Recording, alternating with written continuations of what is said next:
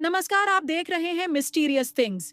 Iran और Israel के बीच छिड़े युद्ध की अब तक की सबसे विस्तृत रिपोर्ट। हम आपको ले चलेंगे इस संघर्ष की शुरुआत से लेकर मौजूदा हालात तक और बताएंगे कि कैसे यह युद्ध अब वैश्विक चिंता का विषय बन चुका है। साल 2025 के जून महीने की शुरुआत एक बड़ी अंतर्राष्ट्रीय उथल-पुथल के साथ हुई।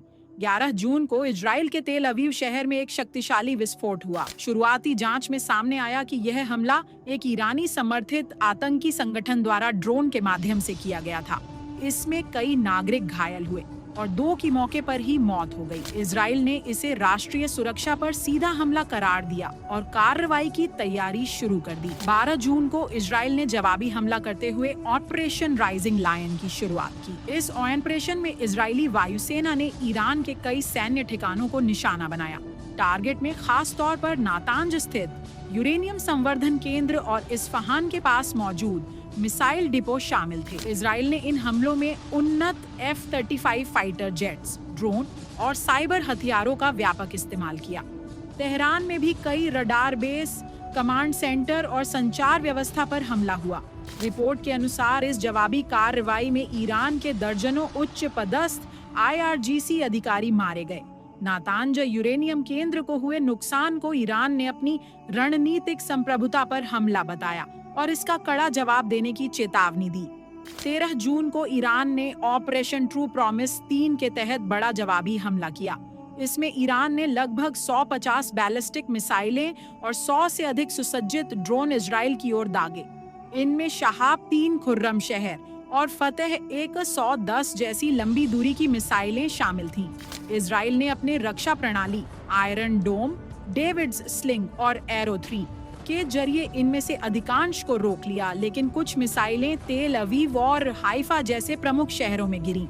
इन हमलों में अब तक की रिपोर्टों के अनुसार 40 से अधिक नागरिकों की मृत्यु हो चुकी है, जबकि सैकड़ों घायल हैं।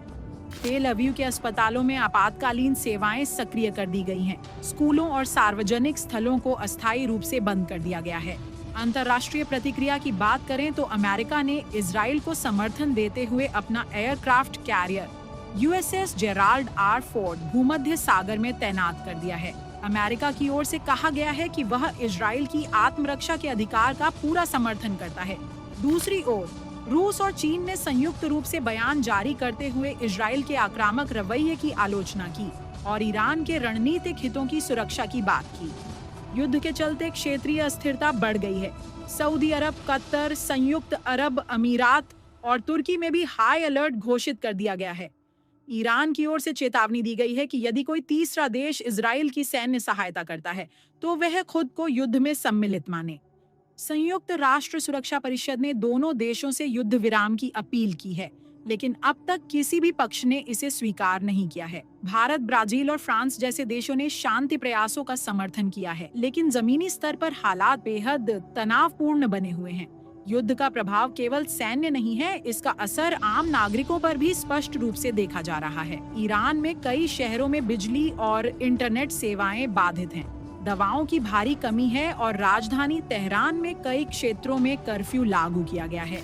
वहीं इजराइल में नागरिकों को लगातार बंकरों में रहने के लिए कहा जा रहा है। मानसिक स्वास्थ्य से जुड़ी हेल्पलाइन पर कॉल की संख्या में तीव्र वृद्धि देखी जा रही है। सैन्य विश्लेषकों का मानना है कि यह संघर्ष यदि जल्द नहीं रुका तो यह क्षेत्रीय टकराव से बाहर निकलकर वैश्विक युद्ध की ओर बढ़ सकता है, खासकर तब जब रूस, अमेरिका और चीन जैसे वैश्विक शक्तियां अपने अपने रणनीतिक हितों की रक्षा के लिए प्रत्यक्ष रूप से शामिल हो जाए। यह स्थिति मध्य पूर्व को तीसरे विश्व युद्ध के मुहाने पर खड़ा कर सकती है।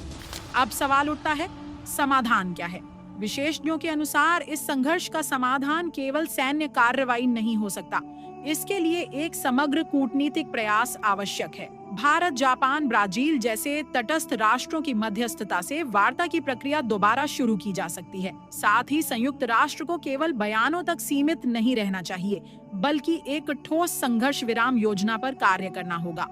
इस पूरे घटनाक्रम ने यह सिद्ध किया है कि तकनीकी प्रगति के बावजूद दुनिया अब भी सामरिक टकरावों से पूरी तरह सुरक्षित नहीं है।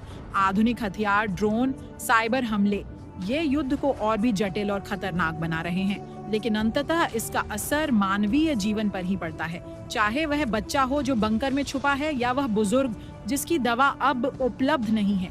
हम आपको आगे भी इस युद्ध से जुड़े हर अपडेट से अवगत कराते रहेंगे।